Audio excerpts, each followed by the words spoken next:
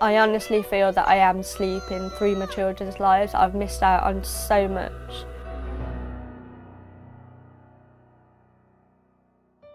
Jodie Robson can fall asleep for days at a time, and as a result has missed some of the biggest events of her life. The longest I've been asleep is, I think, about 11 days. My eldest son, I don't remember his birth at all. I think I went into an episode the day before I went into labour, and I come out of it about 2.5 weeks later completely. While her family is supportive, her condition puts strain on her relationships.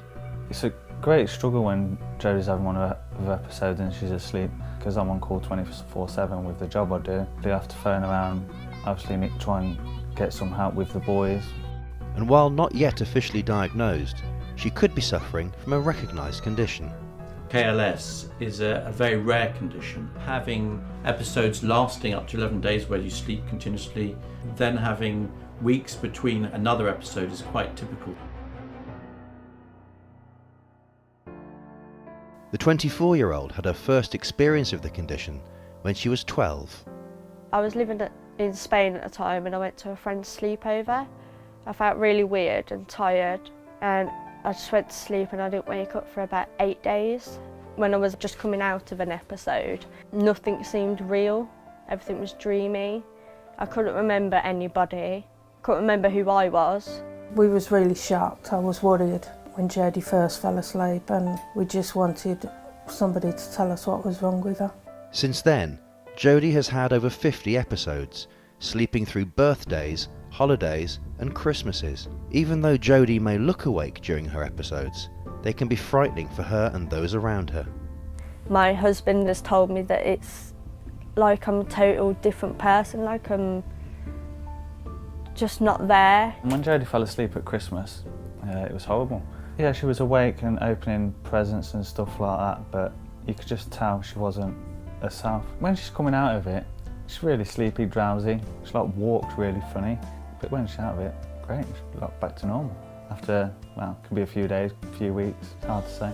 The sleeping part's not so much scary, it's the recovery afterwards. You're scared that you're not going to be out back to normal completely. The days just drag away. While dealing with her episodes is difficult enough, Jodie has the added frustration of being undiagnosed, although she believes she has KLS and has found support from other sufferers on Facebook.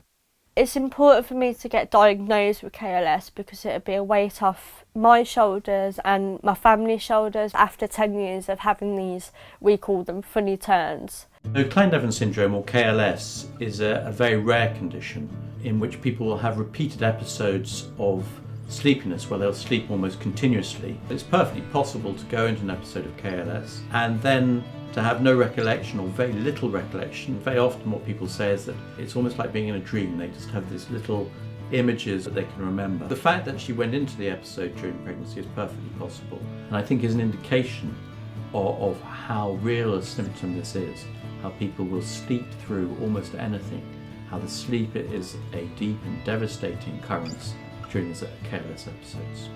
But while Jodie waits for a diagnosis, she's determined to make each day count.